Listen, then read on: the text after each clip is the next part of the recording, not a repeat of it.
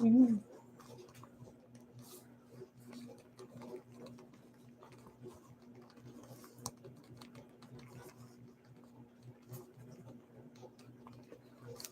Happy Wednesday, beautiful people. Happy Wednesday. It is March the 23rd, 2022, day 63 of year 4.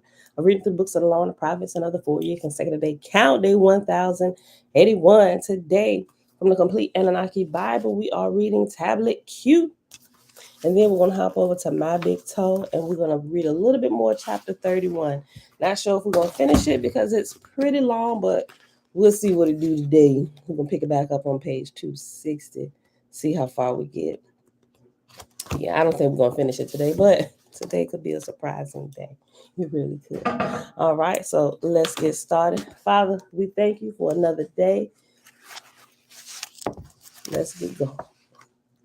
Auntie Belinda Brown. Shalom, shalom, Zoe, Betwabu, Betwabu. All right, y'all, we got to get right to it. Tablet Q, Book of the Qlippoth and the Other Side. Qlippoth is spelled Qlippoth. The close of the year 1 cycle of Mardukite materials, and it has in brackets indicating Liber 9, which also has reference 91. And reference 1 says for Liber 1, the Tablet Q series first appeared in Liber 9, the 4th and final installment of the originally planned trilogy of materials now compiled for the Necronomicon Annunaki Bible. Other sections from Liber 9 include the Tablet H, Tablet I, and Tablet J series. Okay. The close of the year 1 cycle of Mardukite materials, indicating Liber 9, is meant to bridge what is in the light to what is laying hidden in the shadows and in the darkness and in the night.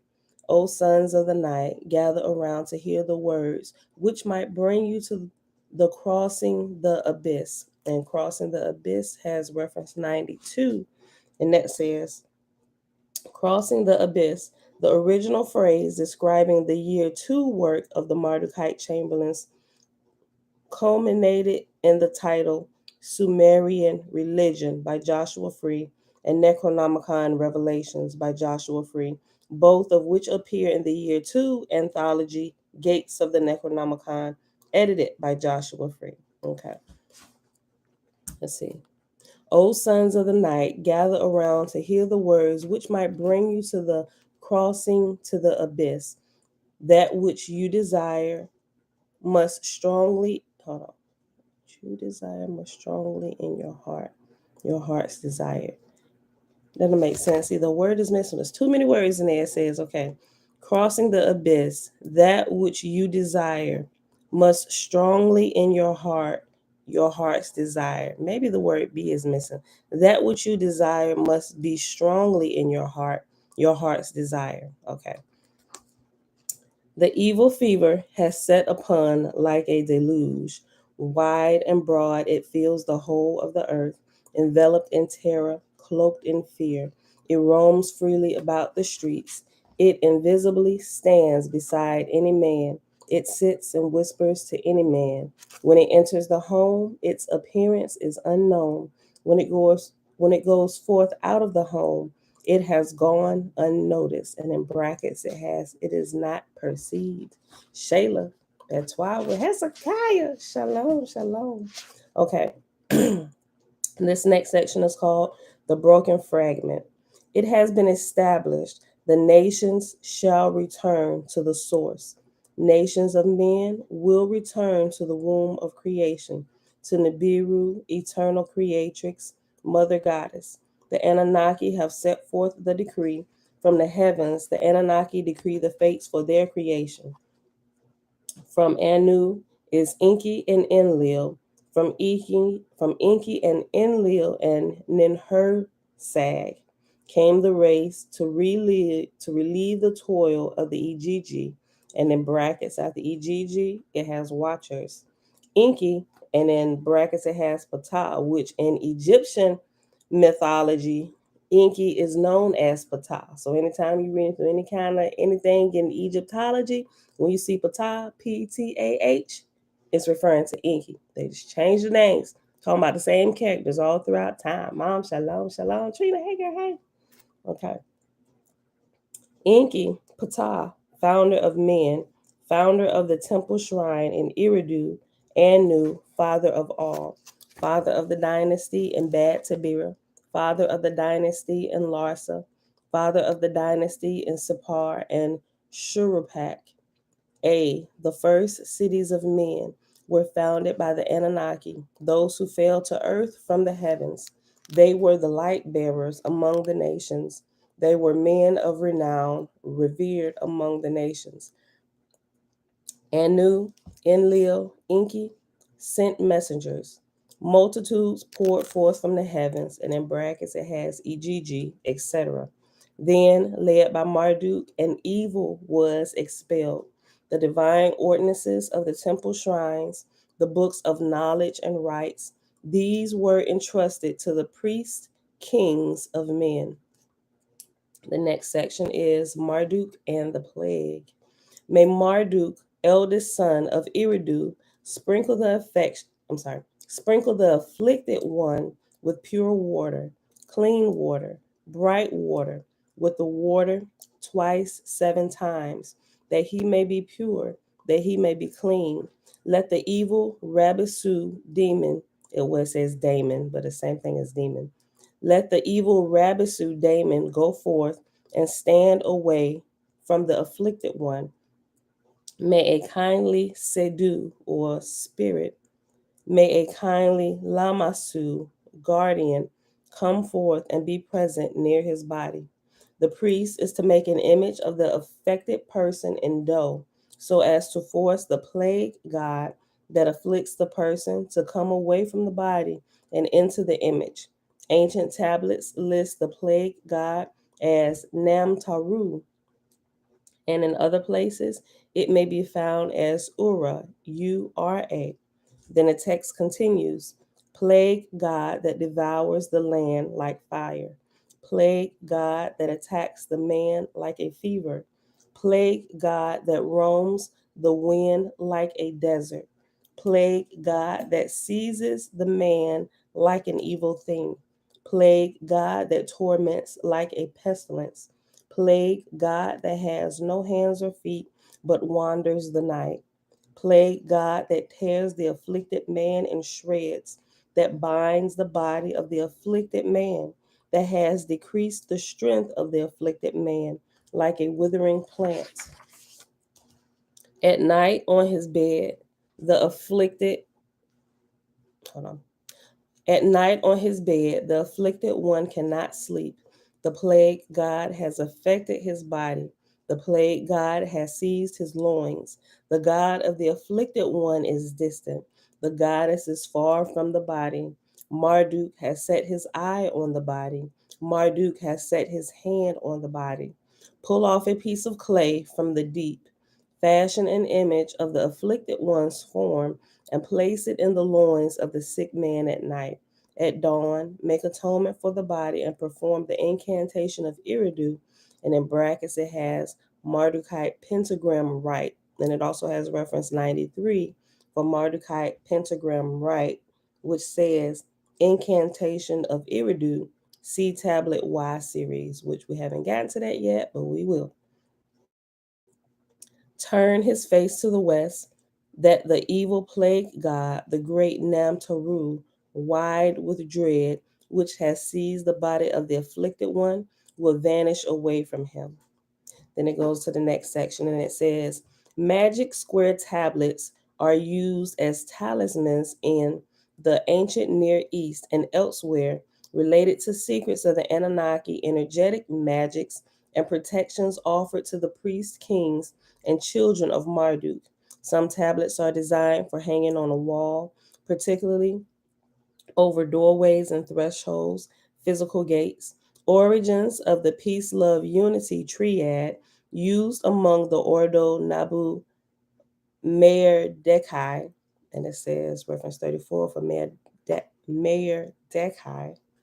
It's Ordo Nabu Meir Dekai, or proper name for the inner order of the Mardukites. Okay.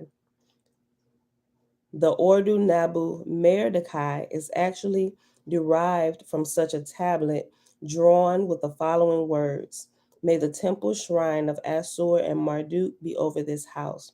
And it has a little drawing here of that. Let's see. Let's see that. For Facebook, YouTube. I should be able to see it. Okay. And in it, y'all probably could read it because it was big enough. At the top, it says Anu dash God. Then to the left side, it has peace. To the right of it, it has Marduk. And the triangle under it, it has unity dash one.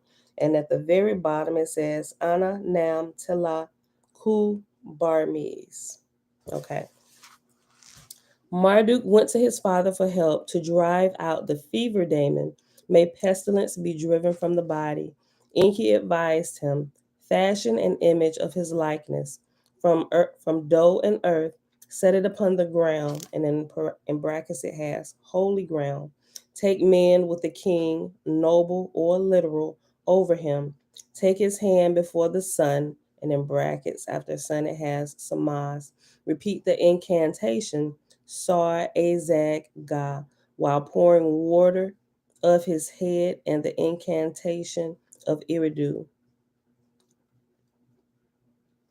Maybe it's supposed to be while pouring water over his head, but it has of his head.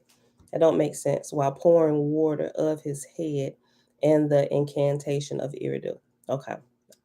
It's probably should have said over instead of. Okay. There are a few typos going through here, but we can pretty much figure it out based on what we've already been reading. Okay. The next section is the ritual of the hanging stones, shadow rites from the underworld. What is this? Sethonic Necronomicon Gnosis. So once we have put our foot in it, all that remains is, of course, to dislodge the gates, to unleash mighty forces within and around us to bring back the Annunaki so that they may be established on earth again. And it matters not which names and ideals we attach to this ideal, so as long as it is maintained in the hearts and thoughts of the dedicated. Let's discuss the first primary elements involved: the premium mobium, as it were, water and air, yet also the spaces between them, the heights and the depths and the spaces between them. You have heard the name Cthulhu, and that's reference 95. Cthulhu, a name made famous by H.P. Lovecraft's fantasy fiction writings. Isn't that who wrote Lovecraft? Maybe I'm wrong. Isn't that who wrote Lovecraft Country? I don't know. I gotta look that up. H.P. Lovecraft. Hold on. Let me look real quick.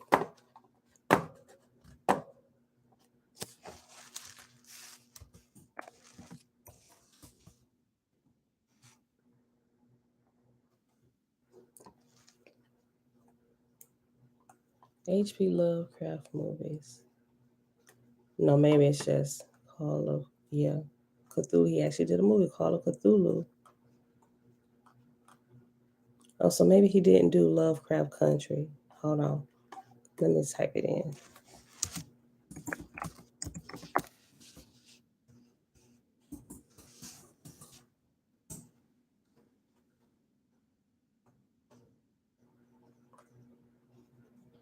No, I think it was a different person. Okay, HP. The films of HP Lovecraft. No, I think it's a different person, y'all. The Haunted Place, Monster of Terror, Dunwich Horror. Yeah, no, this is a different person. The name is similar, at least from what I'm looking at through this list. H.P. Lovecraft, the Necronomicon. No, the names were just similar from what I can see so far. Okay, so he didn't write Lovecraft Country. But he sure got a lot of them. Okay, the names are just similar. All right. Kimball Mack. He did? Wait, he did? It's not on that list. Well, maybe so. I'm gonna look into that a little bit more. Hold on, let me put Lovecraft. HP.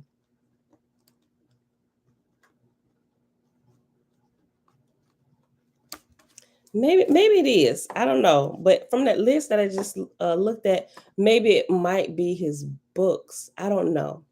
I'll check it out. Okay. Back to the reading. Okay.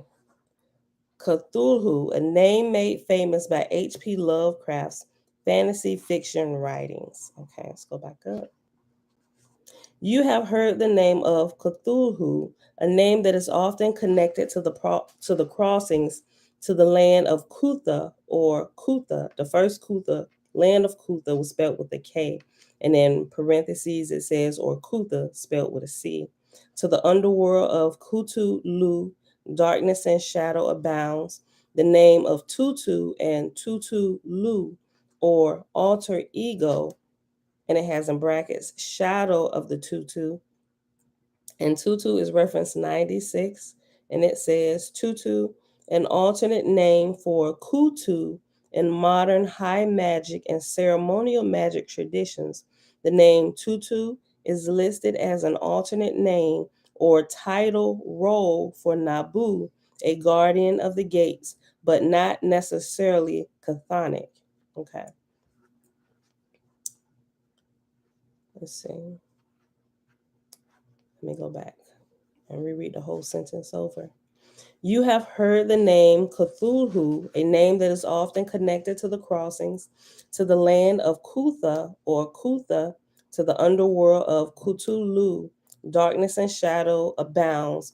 The name of Tutu and the Cthulhu or alter ego shadow of the Tutu is what men have feared, and they know not its nature. It has simply been whispered out of the ethereal mist and remained unseen in the realm of light.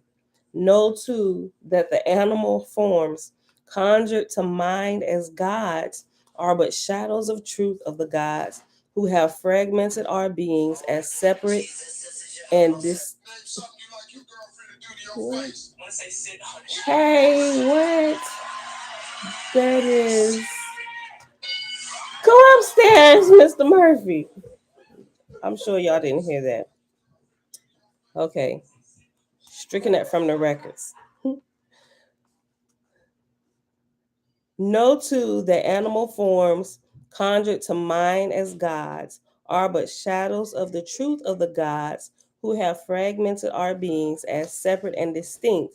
And at first it has been decreed that the union of the two were to remain separate and distinct, the blending being taboo. This lore has existed concerning those among the older ones and elder gods that did come down to set themselves upon the daughters of men, though it has been written that they corrupted the women. We knoweth not the natures and minds of the gods. What fierce beast awaits for us at the crossing to the abyss? What monstrous visions will we be forced to behold? What is the nature of the dweller at the threshold? And in what names are we to know these by? For after climbing the ladder of lights and establishing the whole of the light, what other motivation can there be except to enter into the beyond? Perhaps one of the most fundamental of thoughts when considering the gnosis of the Necronomicon cycle is the reverberating echo of the power of man is the power of the ancient ones. And it has like this little quote. And he read the dreaded name Cthulhu, and he read the dreaded name Zikhoron, Zikhoronzan. And it has a reference 97 for that name. Zikhoronzan, an Enochian name for a dragon spirit guarding the gate to the outside. Okay. And he read the dreaded name Zikhoronzan. It has been compared to the Lovecraftian semantics that the depths are likened to Cthulhu and the heights are to Yog Sothoth. While these names, among others, invoked from that mythos do not necessarily appear one to one with any specific names on ancient Mesopotamian tablets or from classical mythologies. The basic planetary system, universal streams as a celestial pantheon, can be overlaid onto any sufficient cultural or thematic paradigm if the symbolism matches appropriate archetypal names of that mythos. And it has reference 98 for mythos. Mythos is a collective, self contained paradigm used to define all of the experience and reality as based on specific cultural or language semantics, usually religious. The circle of stone is a mystical representation of space and time, of course, fragmented space and fragmented time. The number and arrangement of the stones, just like the number of points indicated on a star. The elemental entity, the watchtowers, yea, they are interconnected to the four that are one and to the stones in the physical world raised and named to them. In the elements of water, 3 stones to Sith Ulu. In the element of fire, 6 stones to Sith Uduwag. In the element of air, 8 stones to Horu Sith. In the element of earth, 5 stones to Shugnigoth. The interpretation of this, as some magical orders have arrived at, is the similarity of the phonetic sounds to Lovecraftian entities. Cthulhu, and in brackets it has Sith Ulu, Yog Sothoth or Asa Dagawa, and in brackets it has Sith Odogwag, Hashter, Haru Sith, Shub Niggurath, Shug Nigoth. The one will be intellectually inclined to draw other conclusions to formulate, such as Binah, Saturn, Tiphareth, sun or fire, Hold, Mercury, air. Hold on. Let me go back because I think I was reading that in the wrong order. Okay. So for the first one, it has the number 3 and it has Binah dash Saturn, but I got to go straight across. I was going straight up and down. Okay. And so after Saturn, it has the great deep abode of the Cthulhu. And then the next one actually has the number 6 and it has Tapareth, then dash sun dash fire. Then across from it, it has solar center 666 Yog Sothoth. Then the next one, it actually has number 8. It's skipping numbers. It has number 8. Then it has hold, HOD, dash Mercury, dash air. Then go across. It has winged messenger. Then it has hashed her. Then the last one is actually number 5, which is out of order. Gabura, dash Mars, goat of 1,000 young, Shub Niggurath. For those not privy to the methods of old, the ceremonial formula is simple enough. The number of stones are indicative of energetic current being fragmented and channeled from the whole. The circle is, as always, a holy mandala of the priest magician representing the universe. The inner circle may be indicative of a transitional element, e.g., the Watergate or seashells, and the measure of the diameter usually energetically reflects the current.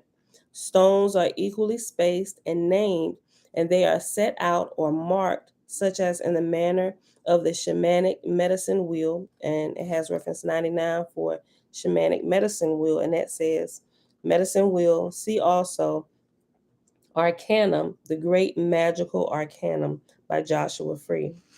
Okay. They are set out or marked much as in the manner of the shamanic medicine wheel, and as with any ritual, workings may be performed solely in the astral. Lines of power forming star glyphs run across the surface of the most holy nematons or mandala, erected as the stones of the ancient. They form an energetic boundary for the circle. They also cross the surface, meeting not only the practitioner in the center, but also sharing amplified resonance with one another to aid in the building of and channeling of energetic powers. Traditionally, the stones, earth element, are to be collected by or near the sea, the water element, by the light of the full moon, and in brackets it has lunar current, equaling, and the working is sealed with the incantation of Iridu, and in brackets it has e.g. Mardukite pentagram right. And so here are the different shapes that it was showing and what he was talking about.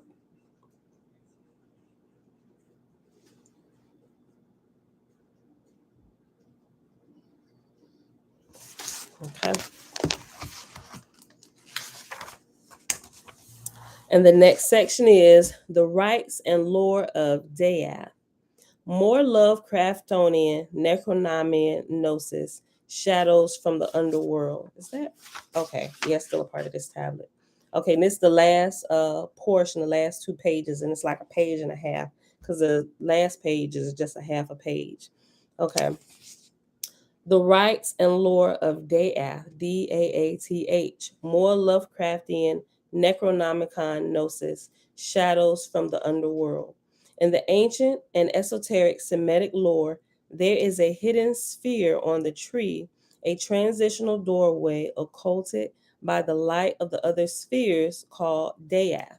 And Daath has reference 101, which says, Daath, the gate to the outside, or gate of Ganzir, Babylonian, as relayed in the Semitic Hebrew Kabbalah.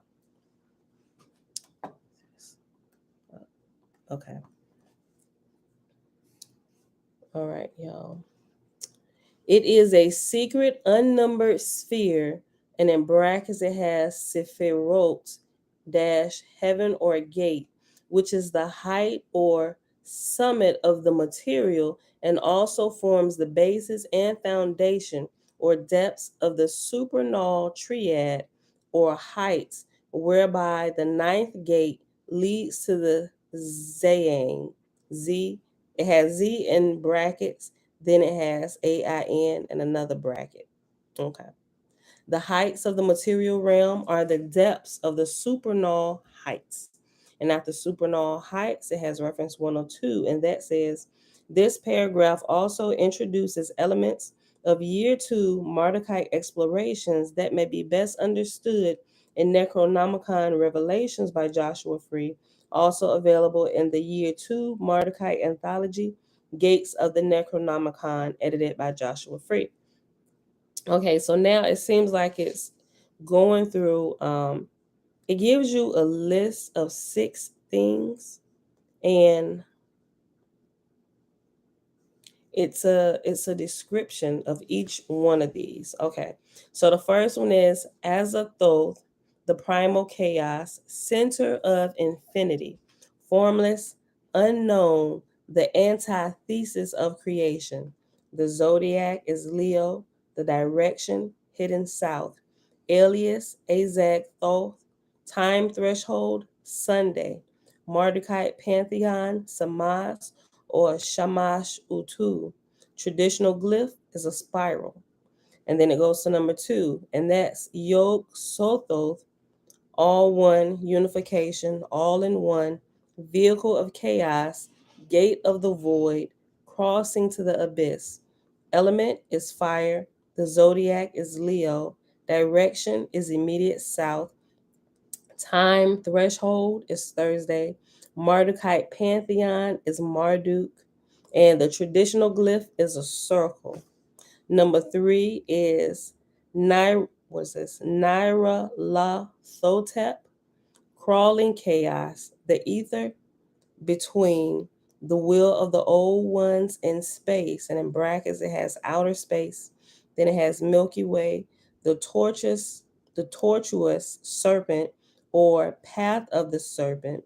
The alias is Napalati Hotep. Time threshold, Wednesday. Mardukite Pantheon, Nabu. Traditional glyph, the wand of power. Number 4 is Hashtur, the voice of the old ones. The element is air. Zodiac is Aquarius. The direction, east. Time threshold, Saturday, with a question mark in parentheses. The Mardukite Pantheon, Ninib Adar. The traditional glyph is the crescent. Number 5 is Cthulhu, Lord of the Deep Ones, dreams, the crossings of the abyss. The element is water. The zodiac is Scorpio. The alias is Cthulhu. Cthulhu direction is west. Time threshold is Tuesday. Mardukite Pantheon, Nergal, and traditional glyph is a trapezoid. And the last one is number 6, the Shub Niggurath, the black goat of the woods with 1,000 young. Gate of the north wind. Element is earth. The zodiac is Taurus. The time threshold is Friday. Mardukite Pantheon is Inky. And in parentheses, it has some list as Astral, which it also has reference 103. And traditional glyph is a triangle. And reference 103 is Astor, Ashtor, and Ashtoreth. Excuse me. Ashtor, and Ashtoreth are later Canaanite and Hebrew interpretations of Ishtar Inanna. Boy, I tell you, everything translates, right? All the different names that we have in the Bible, they are all translated from more ancient texts. And this last little paragraph, make your invocation to Marduk and Sarpanet, then call in or invoke the supernull trinity, Anu, Enlil, and Enki, probably of which I'm almost certain up at this point that translate in the Bible, they call the supernull trinity. The Christians teach you that the Trinity is the Father, Son, and the Holy Spirit, which if you backtrack it, you'll find that to be Anu, Enlil, and Enki. Yeah. Okay. Make your invocation to Marduk and Sarpanet. Then call in, invoke the supernull trinity, Anu, Enlil, and Enki, followed by a conjuration of the fires and the 4 beacons. And in brackets, it has lamps of the watchtowers. And in parentheses, at the watchtowers, it has cardinal directions. Perform the incantation of Iridu and call forth the presence of the personal guardian spirit watcher. Name the talisman or stone, whispering the name of the seal or spirit call, and conduct the appropriate invocation of the gate. And that, my beautiful people, is the end of tablet Q. It was pretty short, but took us right to the 30-minute mark, a little bit over 33 minutes. So tablet R is the book of the return and the last days, but we won't read that until Friday because we won't be here tomorrow. Okay. Oh, I just saw your comment, Kimball. Okay, so it wasn't him. Okay, you're right. He didn't write the book. Story based on his writings. Okay, cool. Jan, shalom, Levon, blessings. Oh, great spirit, fill our spirit with your presence so that we can grow our spirit to the oneness of you. Hallelujah. All right, beautiful people. So let's hop on over here to My Big Toe. Got about a good 30 minutes to read this. And I still don't think we're going to finish with it, but we'll see. So we pause. This chap's giving a lot of scientific talk to us, so just kind of hang in there till he get through it. If you don't remember it, don't worry about it. He gonna remind us as we go on, right? Okay, he tries to break it up into little set-asides to help you understand all the lingo that he just spoke about, right? Okay. So we pause at the bottom of page 260, and I'm gonna just pick it right back up right here. Hold on. Yeah, I'm gonna just pick it back up right here. Information transfer also seems instantaneous here in physical matter reality over short distances because light speed is exceptionally fast relative to other natural physical matter reality velocities. It would seem that you must be careful in using your direct experience to determine what is or is not instantaneous. For large distances, such as the distance from Earth to the nearest star beyond our solar system, and he has in parentheses, which is 4.5 light years to the Alpha Centauri triplet. I'm sorry. Even light speed seems to go agonizingly slow. In non physical matter reality, thought space, individual things are not separated by physical distance, and information does not have to be transmitted through space in order to travel between the sender and receiver. Nevertheless, within non physical matter reality, information must propagate from the sender to the receiver, but not through space. There is no spatial distance between them. Thus, it requires some non physical matter reality time for the informational state within the unique digital mind space of the receiver to change to include the newly received information. Time is needed to flip the cell states that represent the content of the sender's information within the receiver. Think of this process as analogous to display time or similar to the time required by your computer to transfer data within its core memory. Since these data transfers within the bit computer, operating on much smaller delta t time increments, take place between consecutive delta t iterations of our virtual reality, they appear to be instantaneous to us.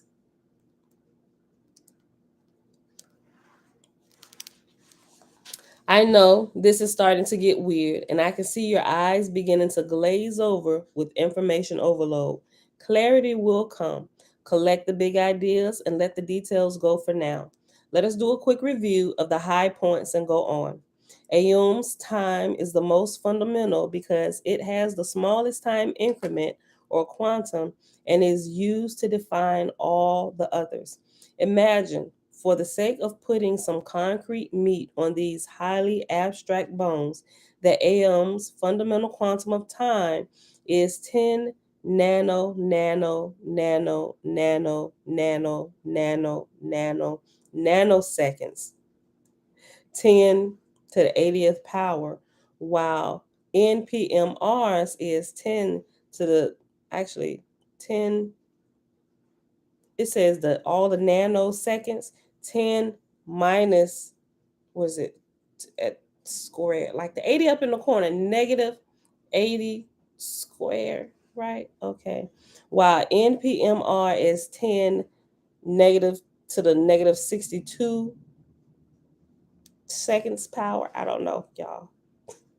And PMR's is 10 negative 44. Each is a billion, 10, 18 times larger than the previous one. Okay. Give me 1 second, y'all. Hold on. Something just, babe. Sorry. Yeah. Babe, do me a favor. Call this number. Somebody said they're on site. They looking for me, 757, but they might be looking for you. Them the guys I got already out there, so. 098. Okay, that number right there. They're on site. I know. Okay. Grand Risings, Uncle JB. I'm sorry. I had to get it to my husband. Somebody on one of our job sites. Okay. Found my spot. Okay. Using these numbers, it follows that delta t, which in our example is 10 to the negative 44 seconds and represents PMR's quantum of time, is defined by AM to be 10 to the 36 power fundamental quanta, and then parentheses it has n equals 10 to the 36 power. That is, for every 1036 ticks of Aum's fundamental clock, one quantum of space-time is incremented in our dimension of reality, physical matter reality. After 10 to the 80th power ticks of Aum's fundamental clock, an entire second of our physical matter reality time has dribbled by. Talk about slow motion. Just as there are many fundamental time quanta in one quantum increment of non physical matter reality time, likewise, there are many of these non physical matter reality time quanta in one quantum of physical matter reality time. Say that 3 times. I'm just as lost as y'all. Hold on. The relatively huge magnitude of one quantum of physical matter reality time, one quantum of space time, is exactly the time required for the one space time reality cell to change its state from non distorted to distorted or vice versa. The upper limit on the propagating.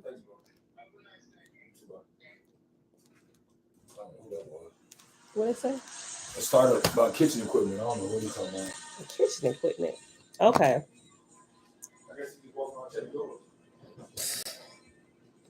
The upper limit on propagating distortions in space time is thus one space time reality cell per quantum of space time. We define the upper speed limit as c, a constant whose value has been evolved by Aum, which has been experimentally measured in physical matter reality to be 3 times 8 3 times 10 to the 8th meters per second. Therefore, C conceptually defines the virtual size or conceptual spatial extent of space-time reality of a space-time reality cell. Thus, the virtual length L of one space-time cell divided by delta T, which is defined as one quantum of physical matter reality time, would equal C. Right now, can y'all see the smoke coming out my ears? I told y'all I don't really got any kind of stories to go with this portion of the reading. Everybody's just gonna have to suffer through this. Okay. Thus, the virtual length L of one space-time cell divided by delta T, which is defined as one quantum of physical matter reality time, would equal C. Consequently, C is the maximum speed with which information can be transferred from one conceptual physical matter reality cell to the next adjacent cell. That equation can be written as L equals C in brackets time delta T in brackets. We can define a quantum of space, delta V, to be the smallest possible chunk of PMR 3D volume V. Lord have mercy. Then he gives this equation. Delta dash V with the squiggly equal sign lines, not just the regular equal signs, it's the squiggly equal signs. Okay. Forgive me for any scientific person that may happen to stumble upon this video because my big toe is a hashtag, right? I'm not really a science. I'm a little bit of what you call a scientist, but not this type of scientist. So forgive me if I'm screwing up all the scientific equations. I'm sorry. Charge it to my head and not my heart. Okay. Delta dash V squiggly line equal sign bracket C in parentheses multiplied by delta T in brackets and no in parentheses close bracket to the third power equals L to the third power. That's why I did not go any further after algebra. Now here is a little aside, right? Okay. Let's use the values given in our arbitrary numerical example above to calculate the space-time reality cell width. Define the virtual width of one space-time reality cell as L. Then L equals C in parentheses multiplied by PMR time dash quantum delta T in brackets equals 3 times 10 to the 8th power M forward slash S in brackets multiplied by 10 minus the 44th power S in brackets equals 3 times 10 to the negative 36 power meters, which is about the size of Planck's length, 16 times 10 to the negative 36 power m in parentheses, minus a measure of the point at which some of the world's best physicists say that our 3D space becomes granular, is composed of non-continuous discrete cells. I purposely hold on. I purposely made up the numbers in the preceding example to be simple, round numbers and to force the width of a space-time reality cell to be near Planck's length. They are for illustrative purposes only. Do not take the actual values too seriously. We can't even take them for play because I don't understand none of it. Y'all need to. I'm telling y'all need to get another teacher to understand that. I'm just here to read.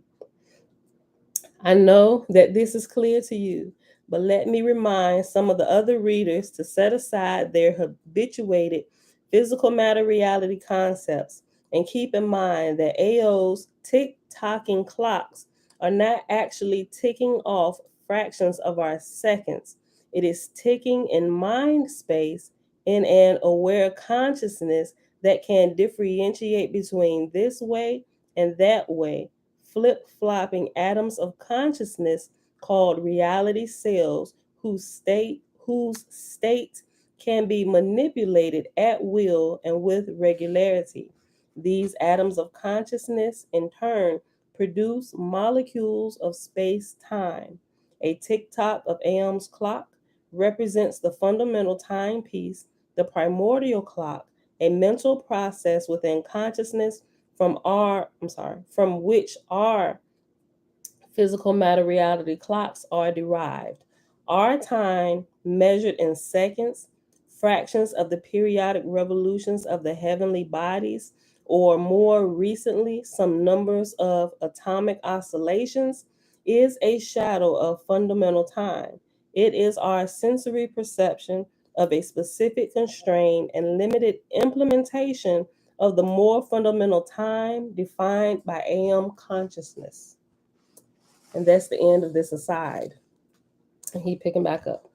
In the example above, information can travel much faster than c, the speed of light in physical matter reality, and non physical matter reality, because the quantum of non physical matter reality time is a billion 10 to the 18th power times smaller than a quantum of physical matter reality time. As I mentioned earlier, OS contains physical PMR and non physical NPMR to the nth, with the N down at the right hand corner of the R. It's like the lower power. I don't know. The N is down in the corner. OS contains physical PMR and non physical NPMR in components that are interactive with each other. Between time increments in PMR, time stands still in PMR between increments. Things continue to happen. Distortions, patterns, and information continue to propagate because the clock keeps on ticking in NPMR in. In other words, while time appears to stand still in PMR, NPMR N continues to race along through 10 to the 18th power more time increments worth of activity. And between each NPMR N time increment, while time is standing still in NPMR N, AM has another 10 to the 18th power fundamental time units in which to conduct business as usual. and it has a small little aside.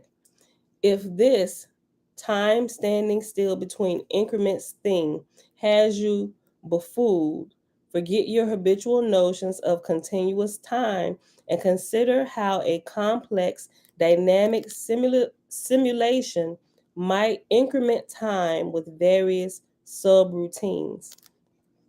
Time appears to stand still in a given subroutine until the next time that subroutine is called and the local time variable is again incremented.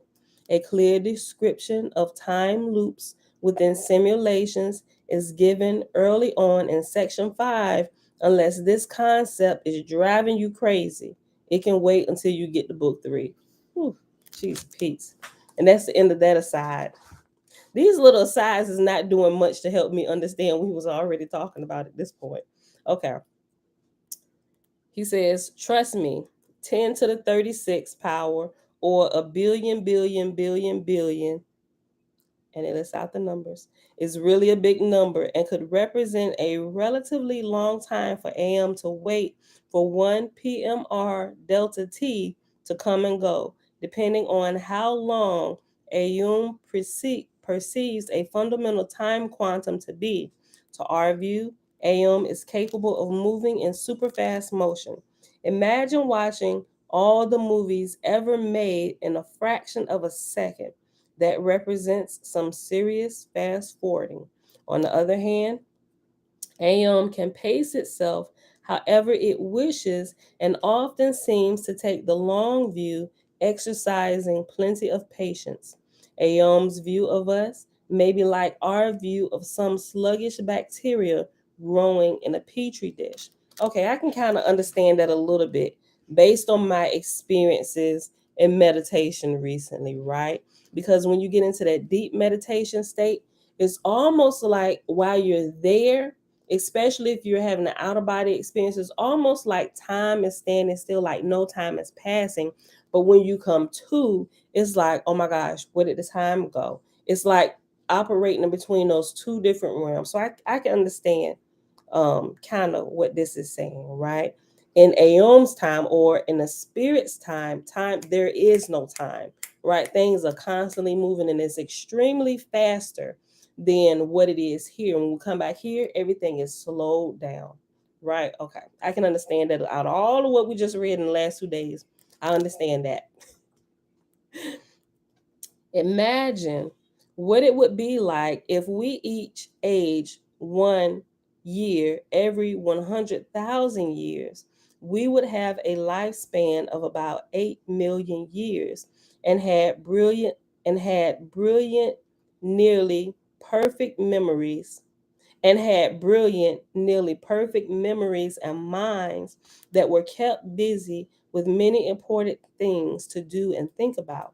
We could watch rivers and mountains come and go, as well as study mutations in successive generations of quickly breeding fruit flies. If you can imagine this, you have a minute glimmer of Aum's perspective. Aum does not seem to be getting bored or to be in any hurry. Aum's perception of the passage of time that Aum itself creates by regularly flipping states in order to organize and orchestrate its activity is very different from ours. Do not anthropomorphically project your sense of the passage of time to Aum. Imagine how subroutines within a digital computer or the computer itself might perceive the passage of time. The existence of multiple levels quantized time is why information transfer in non physical matter reality or in the spirit seems near instantaneous compared to pokey light speed in PMR's space time construct or this physical realm here. From NPMR, PMR would appear to be running in slow motion. Nevertheless, NPMR has its own speed limit, as does AUM itself, because it requires a finite time to change the state of any cell from uniform to not uniform. That is how we define the concept of time in the first place. Ayum can define evolve as many clocks as are required to provide a unique clock defining. Hold on. Okay. A Yum can define or evolve as many clocks as are required to provide a unique clock defining an optimal refresh rate for each group of specialized cells that define a unique dimension, that is, an independent virtual reality frame within the larger consciousness system, LCS. Our space time reality, physical matter reality, is implemented by one such group of specialized space time cells.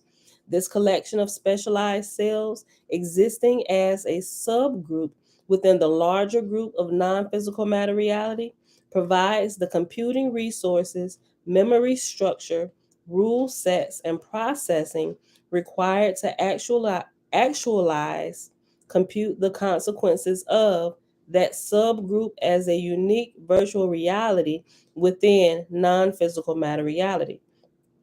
Realize a reality dimension like physical matter reality within a larger reality dimension like non physical matter reality or the spirit within a larger reality dimension like aeon. There may be many subgroups that define unique dimensions of reality within non physical matter reality or within the spiritual realm. We will see in section 5 how the various sizes of time quanta, all derived as integer numbers of Aum's fundamental quantum of time, each in their own dimension, can be directly related to nested time loops within a simulation. What a bizarre thought. Reality as a layered digital thought simulation within Aeon. Hang on to that concept and we will explore it in detail later. The significance of multiple levels of quantized time will become clear and seem less arbitrary after we have completed section 5. Here's a quick summary of the concept of time within non physical matter reality. Keep in mind that non physical matter reality has no space and therefore no distance. It exists outside of physical matter reality space time, or it exists outside of us or what we can see, right? Without space and distance, the propagation time for information takes on a different perspective because Ayo and Aom can flip states relative to themselves only so quickly. There is an upper limit on the speed with which distortions, information, can be propagated through the larger consciousness system.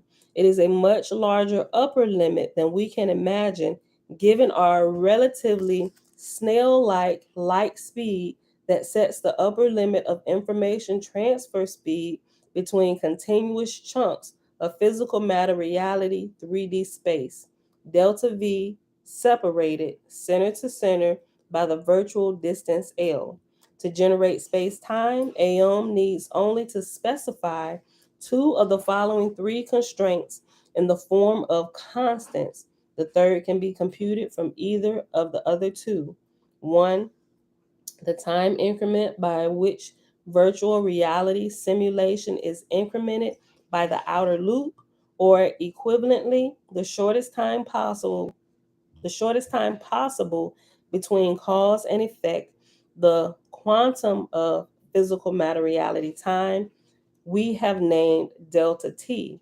Number 2, the resolution of the graphics scene generation defining the 3D pixel size of the physical matter reality virtual reality, i.e., a measure of the granularity of space, a 3D quantum of physical matter reality space, we have named delta V. 3, maximum speed with which information can be transferred between 2 points within physical matter reality, space time, the constant we have defined as c, the speed of light. The relationship between the three is c equals delta dash V 1/3 to the 1/3 power divided by delta T. These constraints must be in the form of constraints in order for space-time to be uniform and consistent, homogeneous and isotropic as required by the rules set. Thus, we have derived and explained why the speed of light must be a constant in physical matter reality, irrespective of the velocity of the source of that light. It is calculated by dividing the two fundamental constraints that specify the data processing requirements of our virtual physical matter reality: pixel size and outer loop time increment. This fact alone led Einstein to the logical conclusion that there was no fundamental inertial frame. The theory of relativity falls out as a logical ramification of the fact that C is a fundamental constraint, that C is a fundamental constant independent of the motion of the source. Physicists today still have no idea why the velocity of light must be invariant relative to the motion of its source. They know only that it is so. Whew, guys, and we pausing right here. That is it for today. If any of y'all understood any of that, then help a sister out. Go ahead, type it in, send me an email or something. Right? But the most I understood out of all of this, and just being honest, just give you my truth, is the whole difference between the time and how it's non-existent in the spiritual realm versus what we see here. Like the spiritual realm is going in fast motion. When we come back here, everything is slowed down, which is why we in the spiritual realm you can see things that are coming. And when we come back here, we call them visions or seeing into the spirit, because going into the spiritual, the astral realm, you get there a little bit fast and you can see what's coming. And when you come back here, you begin to recognize it. Oh, snap. Yo, this, right? And a lot of times, without actually knowing that and how that was working before, we've been able to I call them warnings from Yah, right? I've seen these warnings, and as I begin to see them play out, the thought or the flash will come back to me from my dream or my vision that I've seen this before. This is about to happen. Warn them, right? So it's really interesting. This whole simulation program, this life that we're living, what it really is when we really begin to research it, right? Okay, so I know it was a hard read today, y'all. Just hanging there. We almost done. You got to go through all of this, and you probably won't remember half, or probably most, if not all, of what he said. But it's gonna all come together. You just got to go through it. It's part of the process, right? It'll start sinking in a little more each day. So the next time we come back, we actually might actually let's see, 2, 4, 6, 8, 10. It's like 10 pages left, but it's like 5 actual pages front and back. So we possibly might finish this on Friday, y'all. Like if I just read, like if I can't relate to any of what it's being said, I'm just gonna read straight through, like I've been doing the last couple days with some of this stuff, and we'll actually finish this Friday, meaning that we will probably be done with this whole entire book by Tuesday. Then we get to start. We'll start. Well, before we start this meditation book, I'm gonna read that ancient wisdom little small pamphlet. We're gonna squeeze that in real quick because we're gonna be here for a couple months, right? So I'm gonna squeeze in that little pamphlet, which is only gonna take us about 2, possibly 3 days, right? I think it's really good information. You probably already got it, downloaded it, and if so, awesome. But for the people that can't, I think it's really good that you hear it. That way, it's kind of recorded for you if you can't afford to get it, and you can kind of come back and listen to it because it is so much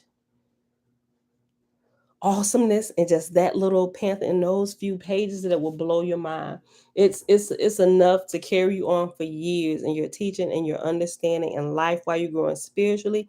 It does wonders for you spiritually and helping you grow and being mindful of different pitfalls and things as you grow, right? And as you grow, as you begin to let's call them, remember how we was talking about superpowers and gaining abilities, or in the Eastern realm they call them cities. It does it does wonders for you keeping yourself in check as you grow spiritually. Um as you grow spiritually, to let you know that, hey, you ain't the junk. Calm down. Don't be out here flexing your powers, right? Don't be out here flexing your powers just because you realize they popping up and you can do certain things now, right? Because the more spiritual you become, the more uh the more in tune you would get with the unseen realm, and there are just some things that you will have access to. Like, you're going to get the keys to it, right? But that doesn't mean that you should just use it. Yeah, I'm gonna just go out on a stroll today with this because I got the key and let's do it. It ain't what it's made for real, right? You don't go take it, you don't go prostituting this stuff for money, these gifts, and it'll warn you about these things. This the book? Okay, you're welcome, Levon. She asked to see the cover again. That's the one we're gonna start, but before we start that, it's the little small pamphlet that I'm telling y'all about now. It will do awesome wonders for you in help you keep yourself in check as these cities or these superpowers begin to arise, right? Remember months ago when we was really talking about it a lot, there's this one gentleman that I learned from. He's really wise old sage, or old wise sage, right? And he takes on students and he teach them, right? He tell them right up front. Matter of fact, he has what you want to call it, a retreat or whatever. People will go to him, and he's kind of built like this school, this spiritual school, whatever, where it help you develop. And he tell them right up front, right? As we go on, there are just certain abilities that you will gain, right? Because you become more knowledgeable about the spirit. You actually get interaction. You get some action happening, and you're gonna realize that you can do certain things, right? They said it's not like, ooh, I got the special. No, if anybody gets in tune with the spiritual realm, they will begin to see these things manifest in their life. He said, I'm gonna tell you right now. He said, if I catch you, I'm like, sheesh, that was pretty harsh. Like, they don't even get to test it out. There will be times you can test your spiritual gifts out, right? But you don't just go out there like, I'm a bad mamma jamma. I'm about to go out here and I dare somebody to do something. And it's like you're looking for opportunities to be able to ignite your gifts out there in the public in front of people, right? He said, if I ever catch any of you doing that, he said, I'll make sure you don't ever get to use your gifts again, right? He said, I'll make sure that I completely close your third eye, right? That's what he was talking about. As you become more spiritual, your third eye, if you want to call it that, your third eye begins to open more and more, and you just have access to stuff. But those who are older, who are trained, and who are teachers or in that teaching position, who have people following them, they actually have the ability and they have the right to do that, right? If they see somebody out there being a vagabond causing more harm to um causing more harm than help just because they're being foolish. Granted, there are going to be sometimes you're going to get the opportunity to use it, right? Because what you study your whole life and how you live it is where things begin to you get to put it into practice. But it's like tests that come up that you're unaware of, and you don't realize that you're in the midst of a test or a training simulation until either you're finished with it or you're in a flow with it and different things come to you. Oh, okay, so what did I learn here? And you begin to use different things, right? But some people just want to hop right to the good stuff without doing the studying. Like, you don't want to show up to the instruction part of class. You just come get me when it's time for lab, right? What for? You just gonna screw stuff up. You ain't gonna get it. You just want the good stuff without actually going through the discipline of studying, working through these things, and make sure you actually understand what's going on here before you get out here and blow something up or blow yourself up. Not on my watch, right?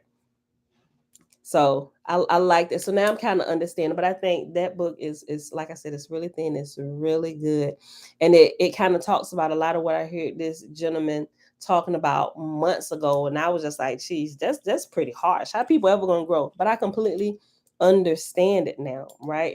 It's the same thing. It's no different from charlatans getting in the pulpit, fleecing the sheep for their money. It's no different than that. So now I understand it. So I was like, oh, I completely understand why. Okay. So that's a bit of a treat. It's on if you go in the community section, it's that orange looking book. I messed the when I was telling y'all about the first time, I messed the title up, but it's called What Ancient Wisdom Wants Its Students to Know. I think I probably still screwed that up. Hold on, let me just tell you what it is. I have to put it up right here. Hold on. Go to the community section. It is in the community section. Scroll down one. It's this. If you scroll down, it's one post. I'm giving an update by the Facebook page, and then it's the post there. It's the big orange book. It says what the ancient wisdom expects of its disciples, a study concerning the mystery schools, right? Okay, so that's it. Go there. You can download it. It's only a couple bucks if you get it on Kindle, but you can get the printed version. And if you go to Amazon, when you click on it, if you click on Kindle or paperback or Audible, each one that you click on is going to have like a different book cover, but it's still the same exact book because I got all of them. I got the Audible, I got the Kindle, and I got the printed version. It's still the same book, still the same information in it that's being read that you listen to. It's just, I don't know why they changed the covers of them from the Kindle to the hardback to the Audible. I don't know why, but it is the same information. So don't let the covers throw you off if you were considering getting it. Okay, so that's it.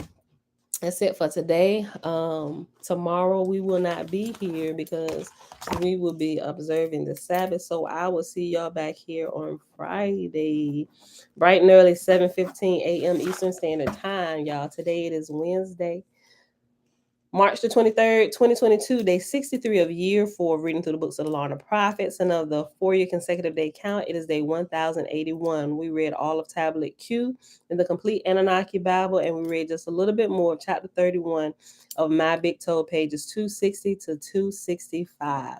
All right, y'all, that's it. May Yah bless you and keep you. And I will see y'all back here Friday, y'all willing. All right, beautiful people. Love y'all. Peace.